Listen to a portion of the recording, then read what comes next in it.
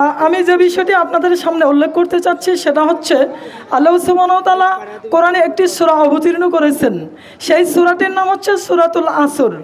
এই সূরাতুল আসরের তাৎপর্য হচ্ছে যে আল্লাহ সুবহানাহু ওয়া তাআলা বলছেন যে সময়ের কসম, সময় অত্যন্ত গুরুত্বপূর্ণ জিনিস। তার কারণ হচ্ছে সময়ের এতটা গুরুত্ব কোরআনে আল্লাহ বর্ণনা করছেন যে কোরআনুল কারিমে প্রায় 40 জায়গায় আল্লাহ সুবহানাহু ওয়া তাআলা কসম করেছেন। তার মধ্যে সর্বশেষ কসম হচ্ছে সময়। এরপরের আয়াত আল্লাহ সুবহানাহু ওয়া তাআলা বলছেন যে সকল মানুষ ক্ষতির মধ্যে রয়েছে তারা ব্যতীত যারা ঈমানদার। আজকের হিলফুল ফজল যুব কাফেলা ফাউন্ডেশনে যে বিষয়টি আজকের কার্যক্রম সেটা হচ্ছে বৃক্ষরোপণ কর্মসূচি। তো এটা অত্যন্ত ভালো কাজ। এ মর্মেই কোরআন এবং হাদিসে ব্যাপক আলোচনা রয়েছে, ব্যাপক আলোচনা করা সম্ভব নয়। তার কারণ হচ্ছে আমরা সীমিত লাভে হাঁটবো না ব্যাপক লাভে হাঁটবো। আজকের এই ফাউন্ডেশনটা এটা ব্যাপক একটি লাভ।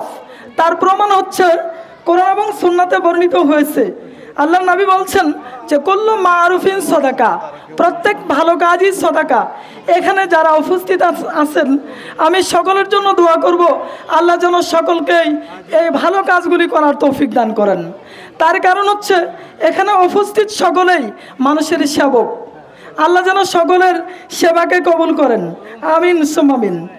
সম্মানিত উপস্থিতি, আল্লাহর নবী মুহাম্মদ সাল্লাল্লাহু আলাইহি সাল্লাম বলছেন, হাদিসটি জাবির বিন আব্দুল্লাহ রাদিয়াল্লাহু তাআলা থেকে বর্ণিত।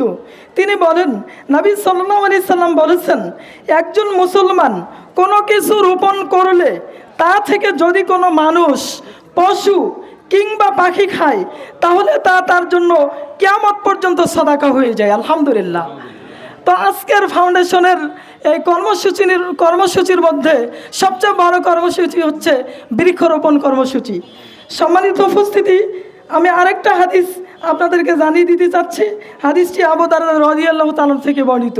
তিনি বলেন রাসূলুল্লাহ সাল্লাল্লাহু আলাইহি সাল্লাম বলছেন, যে ব্যক্তি কোনো কিছু রোপণ করলো আর তা থেকে কোনো মানুষ কিংবা আল্লাহ তাআলার যে কোনো সৃষ্টি খেলো তাহলে তা তার জন্য সত্যি সাদাকা হয়ে যাবে। তো যাই হোক, আজকের এই বিশাল জনসভায় আমি আমার শ্রদ্ধাভাজন স্যার বসে আছেন, যিনি দেশের অত্যন্ত গুরুত্বপূর্ণ মানুষ। আমরা তার জন্য দোয়া করব আল্লাহ যেন তাকে হেফাজত করেন এবং আপনাদের সকলকে হেফাজত করেন।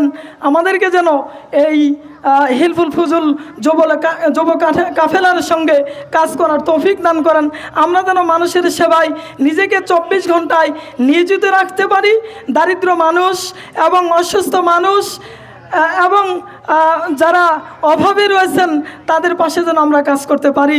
আমি সকলের জন্য দোয়া করছি এবং হিলফুল ফুজুল যুব কাফেলা সংগঠনকে আমার পক্ষ থেকে অভিনন্দন জানিয়ে তাদের সকলের জন্য দোয়া করে সকলের কৃতজ্ঞার্থে দোয়া করে আমি আমার আলোচনা শেষ করছি। আসসালামু আলাইকুম ওয়া রাহমাতুল্লাহ। ধন্যবাদ। বিস্তর